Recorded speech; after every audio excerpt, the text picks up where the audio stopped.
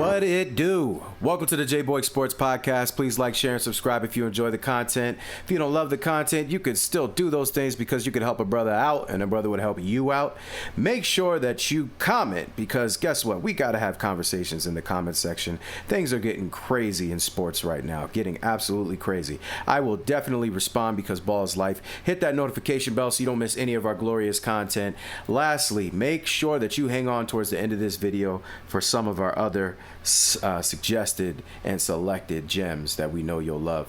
With that being said, Dreamers Pro was the first person I saw that dropped this knowledge. I was actually on his live when he was dropping it, and it just kind of backs up some of the things that I already posted on my channel. If you haven't checked out some of the more recent things that I posted, I have a video called These Are the People Hating on Kobe, and I expose some of these people. I expose that Klutch Sports has this clause in Bleacher Report, and I also expose that, basically this top 10 list they made is them trying to execute Kobe Bryant's legacy. The man is already passed. They're now trying to execute all traces of him, his entire legacy. And we're not going to let that happen. I've gotten a lot of positive feedback. People have already commented and said, hey, man, thank you. Somebody's got to say something about this. And I agree. Even if you're not a Kobe Bryant fan, maybe you're a Michael Jordan fan, they're coming for him too. KD and LeBron, I did a video on it, are sitting up here laughing at the fact that he took a break because his father was murdered. Check that video out on my channel. It's just a lot of nonsense, man. And these guys are getting away with it because journalists are cowards. And ESPN and Bleacher Report are a bunch of clowns who are just butt kissers. Go along to get along, in the words of Kwame Brown. Shout out to him. Makes some excellent content. Keeps it realer than real. And it's just sickening. But what we have here, Dreamers Pro exposed. In 2018, some guy named Brian D. created an article on June 7, 2018, in which he's basically disgusted that Kobe Bryant is player of the decade, but still has to give him some level of credit. And I just think it's hilarious, man. I just think it's hilarious. These people are clowns. I already showed you my other video. Again, it's the latest video I did on here. Check it out. I exposed who these people are that are hating on Kobe. Now, I didn't look up this guy, but I think I might. I'm going to look him up. In fact, let me see if I can look him up. Let's see. Brian D. And it doesn't look like there's any information here because it says that Bleacher Report has a team of writers and often doesn't credit individual authors on these types of lists or rankings. And in some instances, it might be the result of a collaborative effort involving several writers and editors, which is why it just says Brian D. It might not even be a real person. So Bleacher Report is full of cowards. That's basically what I'm reading here. A bunch of cowards, which is expected. Can't come out and say these things outright because they're cowards. Fine. But let's take a look at this article here. First off, it starts off by saying, it pains me to write this article. Now, I will put this article in the, I will add it to the section underneath so that you guys can look at it yourselves. You could take a look at the article for yourself. But I'm just going to go over some highlights. It says, it pains me to write this article. That's the first thing. And it says, as a diehard Portland Trailblazer fan, this is almost as hard as writing an article declaring Greg Oden a bust. Bro, first of all, why do you have whoever this person is being from Portland or a Portland Trailblazer fan? Why are they writing this article? You picked one of the people that would probably dislike Kobe the most, who doesn't even have enough respect to even attempt to be biased. He immediately starts with, it pains me to write this article. Immediately. As a diehard Portland Trailblazer fan, this is almost as hard as writing an article declaring Greg Oden a bust. Okay. But he said, but the truth must come out. I'm just going to read some of the first parts. It says, during the upcoming NBA All-Star Game, TNT is announcing their all-decade selections, including their pick of player of the decade. And it's Kobe Bryant. He said, without question, it does belong to Kobe. That's what he said. It said, it's something I never thought I would write. I've spent years arguing that Kobe fans are the most obnoxious and delusional of sports worshipers when they proclaim number 24 is already a greater player than number 23. I never really heard a lot of people say Kobe was, definitively better than Michael Jordan. And I'm a big-time Kobe Bryant fan. I don't know if there's many that are, more dedicated to, trying to say, hey, listen, Kobe was that guy than me. And I never disrespected Mike. I really didn't disrespect anybody. I respected all people for the most part. Once I grew old enough to understand that there's no need to disrespect everybody, I used to like sometimes argue against Allen Iverson and T-Mac and guys like that. And now I just kind of like, I do think Kobe's better, and I'll tell you why, but I have a lot of respect for those guys. Those are, you know, some of my favorite people watching growing up. It wasn't just Kobe, you know, that I was watching. With that said, it says he's player of the decade. It said the only other realistic candidates are Tim Duncan and Shaquille O'Neal. LeBron James, as great as he is, will have to wait another decade. Yeah, he's not that great. So let's see what it says here. All three candidates have won regular season MVPs, NBA Finals MVPs. If we consider the 21st century to have started in the year 2000, as many people do, then Duncan has 3 rings and Shaq and Kobe have 4 each. Now, Shaq and Duncan have been dominant at times. O'Neal probably had the greatest single season in 2000. Arguably the most dominant player I've ever seen. Not the greatest, but the most dominant. And you can make the argument that Duncan has been consistently great for his entire career. So far, so good, as far as these things are concerned. That's true. However, Kobe has to be the winner of for a number of reasons. Mind you, my reasons aren't going to be the same as those of Kobe's diehard fans. I'm not going to say that he is secretly the best player on those Laker title teams. That was still Shaq. I'm not going to say it's because Kobe scored 81 in a game or had 62 and 3/4. That's largely irrelevant in my book. Okay. But what he is going to say is that, let's see here. I lost my spot. It's quite simply because he has been the best player of the decade. So, can you imagine somebody at Bleacher Report actually using their eyes a little bit?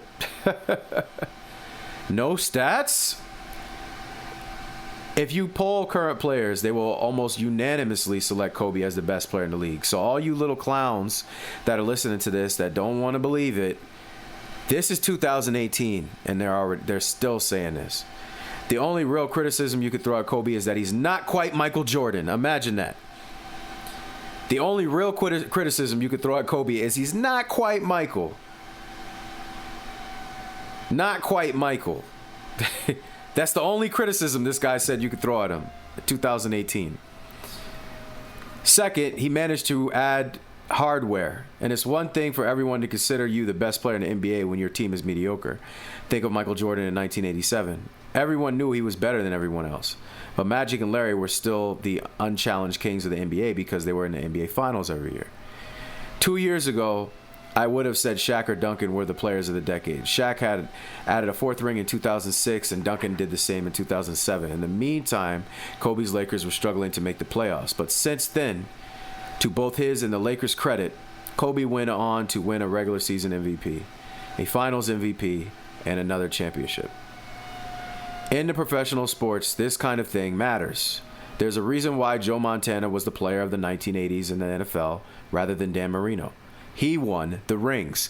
So Bleacher Report, once again, saying, hey, listen, you do got to win the rings, right? Let's continue here. We're actually almost getting to the end. So you know what? I'm just going to read it. I'm going to read it, guys. I'm going to read it. Even though Kobe won 3 titles earlier in this decade, those were Shaq's teams. I disagree. Kobe fans will argue with this, but as a Blazer who watched every minute of the 2000 Western Conference, I can tell you that Shaq was the player Blazers fans feared. There was just no answer for him. You know what's funny? There was an answer for him in Game 7, and that's when Kobe unloaded a can of whoop-hoo-hoo. Whoop-woohoo. In the words of Stone Cold Steve Austin, you know how to finish that. Unleashed a can of whoop-it. And pause no diddy blasted you guys when he helped lead that 15-point comeback and hit Scottie Pippen with one of the nastiest, most deadly, most watched and rewatched and watched and rewatched and watched and rewatched plays, crossovers of all time. Cross Scottie, one of the best defenders of all time. Got to the lane. The lob to Shaq. Pretty sure that was Kobe that did that. That was Kobe that made his free throws down the stretch and made some big shots. That was Kobe. Shaq was struggling. Love Shaq. But in the conference finals, those were always Kobe's. So you're capping, buddy. You had to put in a little bit of cap. Just wanted to throw that out there, guys. A little bit of cap. And he said once he did that, to be fully appreciated, Kobe needed to add that hardware. He needed to win a title as the man. And once he did that, he jumped ahead of Duncan and Shaq because now he was not just the best player. He was a true MVP. So he's admitting that even when, he's admitting that Kobe was the best. And now that he's the MVP, he's even more so the best. And he compared it to Michael not technically being the best because he couldn't win at one point. Right? Now you could be cynical and credit Kobe's ability to achieve all this to the addition of Pau Gasol and the improvement of Andrew Bynum. Those things are true, but that's not how things work in the NBA. It's a team sport. The thing that impressed me most about Kobe is that his MVP wasn't simply a makeup call after he should have won it earlier, nor was it a Lifetime Achievement Award. On the contrary, Kobe actually improved as a player and a teammate during the past 2 seasons. This brings me to the most amazing thing about Bryant and the one thing that might give him an edge over even Michael Jordan, his ability to add more facets to his game each year. Now, obviously, Magic, Michael, Larry, and other greats have all done the same thing. Jordan famously added a post-up game and a three-point range as his career progressed. He worked on his strength and conditioning. He continually improved. We all know these stories. But Kobe has carried this further than any player I've seen. He's not only perfected Jordan's Cobra-like drive and strike dribbling style and turnaround fadeaway, he's added Magic's Junior Skyhook, Mikhail and Hakeem's up and under move, George Gervin's finger roll, Tim Hardaway's crossover, Tim Duncan's bank shot, Reggie Miller's flailing leg three-point form, and Clyde Drexler's hand-switching spin move. And he seems to be able to do all of these with either hand. Kobe is not afraid to steal moves from anybody, and this is a good thing. When he decided he needed a better post-up game, he asked Hakeem Olajuwon to work with him. Problem solved. I'm going to go back to this, so I want you guys to keep this in mind. I'm going to make another video because I've always been sick and tired. This is no disrespect to Mike. Mike is not the only person that Kobe was taking stuff from. Kobe was taking everything. Gary Payton talked about him asking him about defense. Scottie Pippen talked about Kobe Bryant asking him about defense. He already mentioned Reggie, but Reggie has mentioned live Kobe came to me and asked me how I did certain things and then used them against me in the finals when they beat us. When Shaq fouled out, he used my own stuff against me. I don't know if y'all watch anime. This guy is Kakashi. He's Kakashi Hatake from Naruto, the copy ninja. He's Kakashi with the abilities of Pain or Naruto. Make it make sense. The smarts, the guile, the agility, the thinking fast, thinking on your feet, the copy ability of Kakashi from Naruto. If you don't know it, Google it. You'll learn everything you need to know about Kakashi. Watch a couple of his best fights. You'll see what I'm talking about. But he has the power of Pain or Naruto. Google that too. Pain is one of the most powerful people in the Naruto universe who had otherworldly abilities. And Naruto had the nine-tailed fox, which gave him crazy power. Yes, I'm an anime nerd, if you guys didn't know that. You learn something new every day, now don't you? And I will be doing a video on that because I always hated how people said he's a copy clone of Michael Jordan. That's not true. That's not necessarily true. He took from Mike. He took from everybody. Continuing.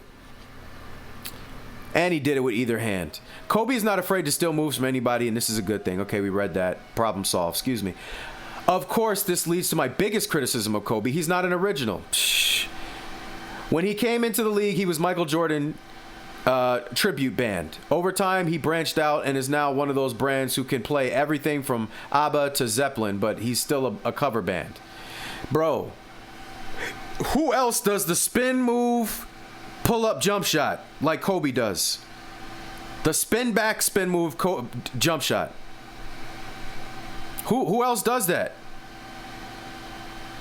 That's just one of his moves. I gotta think back and look at some of the stuff he did. Because he has some moves that I've never seen anybody else do. Who else? He did it behind the back reverse. He did a behind the back 360 on a guy. Kobe was going to take what worked. Don't be mad at him because everybody else is lazy. However, in practical terms, it means that guarding Kobe is like trying to stump pal Schaefer on George Letterman's show. You've seen bits when people throw out random songs and Schaefer plays them by ear, complete with chords the first time. That's what guarding Kobe is like. No matter how you try to defend him, he has a move for it. Beyond Kobe's improvement as a player, there are other reasons he deserves to be considered the player of the decade. He's the league's marquee player of the league's marquee team. Yes. His jersey outsells everyone else's around the world, right? I told you guys this. Around the world. He inspired people around the world.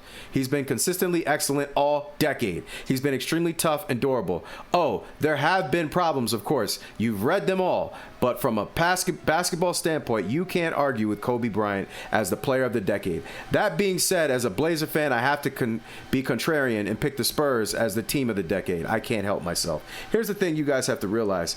Kobe doesn't need to be loved. I hear people say that all the time. Like, oh, they didn't love Kobe when he played. Who cares? Who cares? Maybe one day, the real men will come back in the world, especially in the United States of America, and people will remember, who cares if you're loved if you're a man? Nobody loves men. I'm a husband and a father. Nobody really loves me like that. And of course, yes, my son loves me. Yes, my wife loves me. But at the end of the day, I'm the one making decisions that are sometimes critical. I'm the one that has to deliver the bad news. Maybe we can't go out to dinner. Maybe you can't have that new bike. Maybe I can't. Maybe I'm not going to buy you that toy. It's not in the budget. But you know what? I'm going to be there every day. We're going to work every day towards the family success, and we're going to be great. And that's what Kobe was. Kobe was no excuses. He was Mamba mentality from sun up till sundown. I was talking to another one of my friends who I don't even know if he listens to my channel. I'm pretty sure he's subscribed, but I was talking to him and I was saying like, yo, like, you know, as husbands and as fathers, we work so hard, man. We have to work so hard. And I was like, I don't go to bed till like most of the time like 2 o'clock in the morning. I'm hustling, guys. I'm out here hustling. I'm making these videos, but I'm also hustling in my everyday life. And he said the same thing. He said, yeah, I gotta, you know, he's a business owner. He's very, very successful. I'm a business owner too, but I'm not as successful as him. He's very successful. And I'm happy for him, man. Good man. Loves his family, works very, very hard. And just a smart guy, you know, and very generous with what he has as well. Always willing to help. So much so that I don't even know how to ask him for help even if I needed it. It's almost too good to be true, it feels like. But we were both talking, and just from the standpoint of a man and a father, you know, a husband and a father, no one cares. You got to get it done, man. And if that means 2 o'clock in the morning, if that means 3 o'clock in the morning, you got to get it done. And you know where I learned that? Learn that from Kobe. Now, I don't get up as early as he does. That's, my wife tells me all the time, that's your weakness. I'm not an early riser. I get up because I have to, not because I want to. I haven't mastered that yet, unfortunately. I don't know if I ever will. I'm not quite what the Mamba was. But I learned from him dedication, and other people too in my life, people that I could actually be near and touch. Pause, no Diddy. But part of that was Kobe. And you listen to Chris Bosh has one of the best speeches about Kobe Bryant you'll ever hear. And if you look in the crowd for Chris Bosh's Hall of Fame speech, Kobe was passed by that time. You can see the other NBA greats in the crowd listening to what he was saying, and they were just like almost in tears. But almost, it was not like, it was like manly tears, man. You know what I mean? Like, that guy was, he was that, you know, like almost a respectful tear, if that makes sense, if that's even possible. And so when you see things like this and Bleacher Report lying on him, I take it very seriously, man. I take it very, very seriously. You know what? I wrote something that I'm going to read to you guys. I wrote something. And let me pull it up here. Why this is important to me. Now listen, There's a couple things I'm always going to do in life. I'm not going to go through the whole list right now. The most important thing for me personally is I'm going to praise Jah. I'm going to praise God above. That's just what I'm going to do. And you may ask why, and I'll tell you the simple answer. For me, every answer to a lot of my problems is in the Bible. That's how I feel. When I've stayed closer to that, I've made better decisions in my life. Better things have happened for me. And also, it gives me hope, but also helps me to understand why things happen the way they do and how I have to stay strong to navigate them. So if you've never read the Bible before, if you never looked at it, you might want to look at it. If you're depressed, if you got anxiety, it helps ease some of those things. Especially again for men, we go through a lot of the silent stuff, and we need to be men, we need to be strong, but sometimes we also need to look at something bigger than ourselves, and that's why I believe heavily in Jah and you know, that's why I believe it's important to have that. To have God at the center of your life. After that, one of the things that I'm always going to do, as far as the topic we're on right now, is I'm always going to support and defend Kobe Bryant. But I don't really need to defend him. I just need to tell the truth. And I'm always going to tell the truth, because why should I let people lie on somebody that inspired myself and so many others to be the best that they can possibly be, to work as hard as they can work towards the goals that they set for themselves and for those around them, to hold people accountable. Life is about sacrifices, but there's no perfect balance to this thing. You know what I mean? There's no perfect balance. Life is about sacrifices. You're not going to get 100% of anything, not in a spouse, not in a child, nothing, not in yourself. So it's about sacrifices and balancing those things out to the best of your abilities. And that's something that I learned from others, but I've also learned from Kobe Bryant. I watched it play out in real time over the course of 20-something years.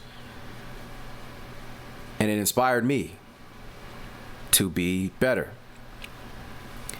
And so I'm not going to let these people ruin what I feel like and I know is something that needs to be spread.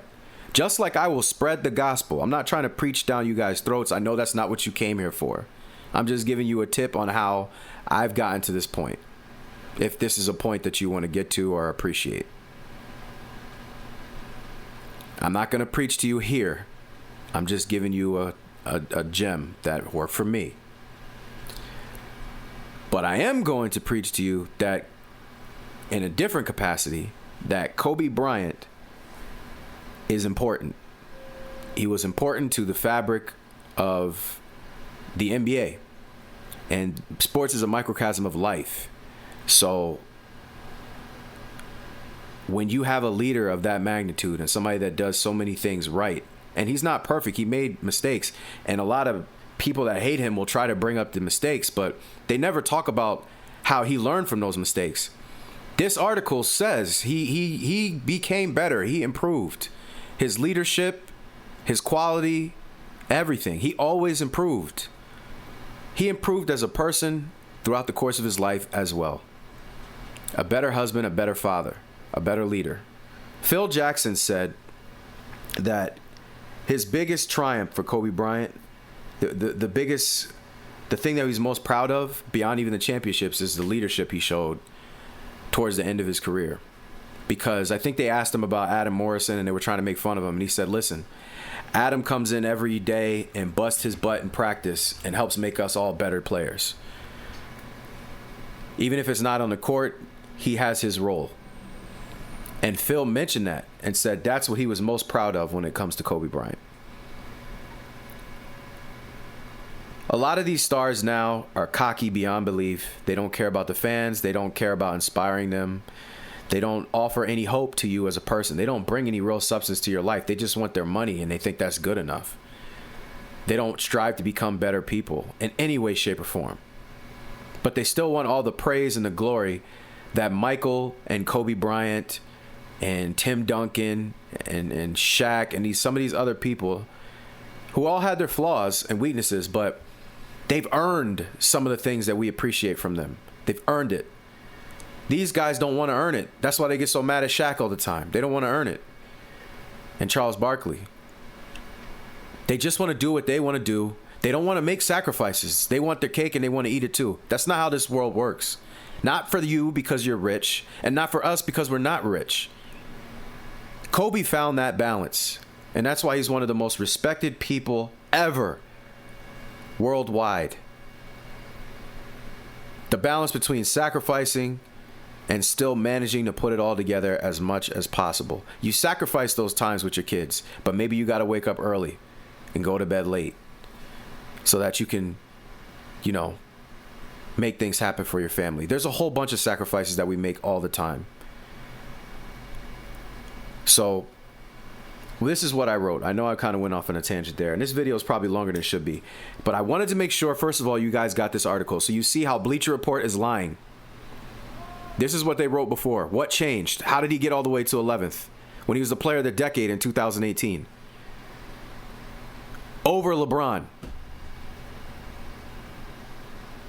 He was the player of the decade, I think, dang near twice. No, not the second time. This was the 2018 article, but in 2000, I don't even know if they did a player of the decade after this, but I think this was for 2000 to 2010. And this is before he won his last championship. But I wrote this down to explain why it's important for us to not let them do these things to Kobe Bryant. They want to destroy his legacy. They want to execute him. He's already his soul is and his body is gone. But now they want to destroy his legacy, and I'm just not going to let that happen. It meant too much to me, what I watched and how it inspired me. But I wouldn't let anybody destroy any of you if you were my friend either. And I know that you're being lied on. I don't care what it costs. And honestly, real quick, I'm going to touch, that's my Bible training there. You have to be willing to die. You think Jesus y'all think Jesus was loved? He was hated because he told people the truth.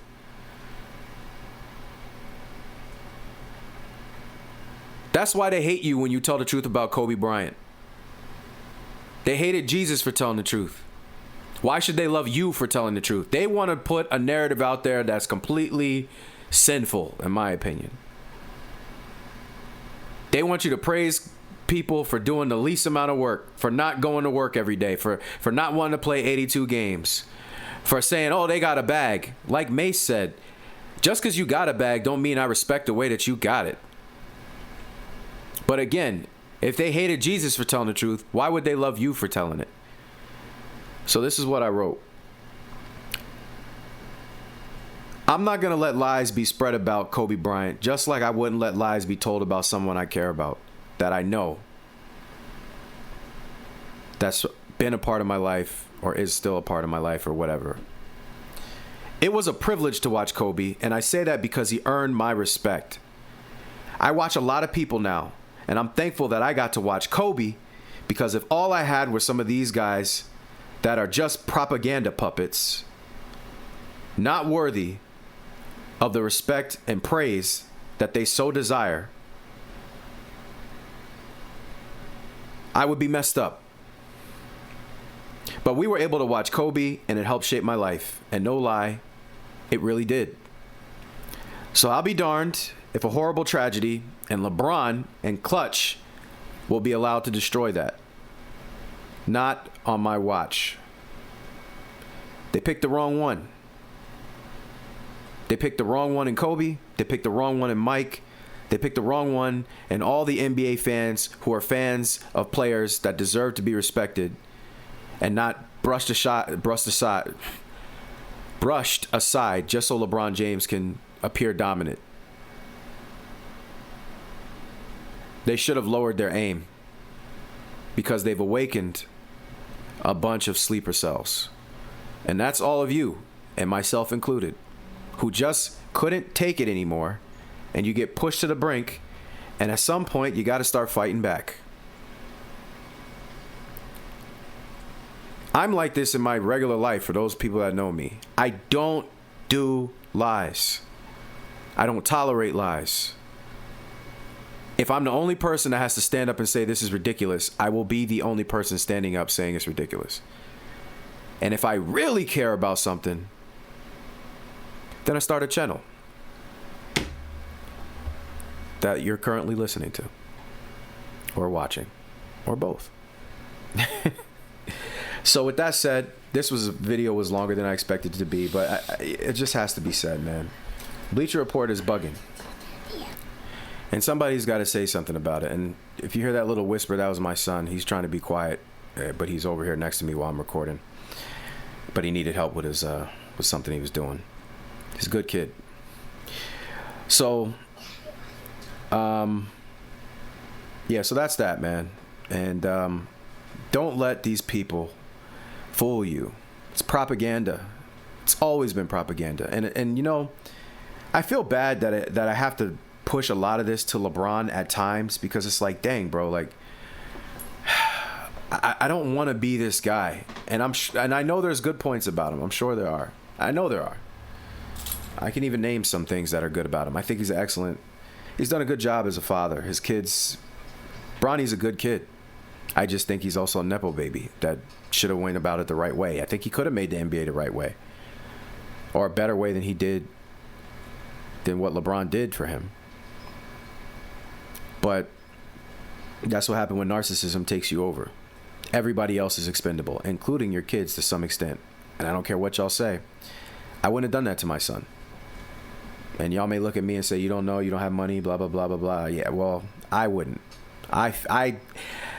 One of my best friends, okay, one of my best friends, me and him talk about this. Both of us, you know, in our regular lives, let's just say we may have expected a little bit more from our fathers. Doesn't mean we dislike them, doesn't mean we hate them.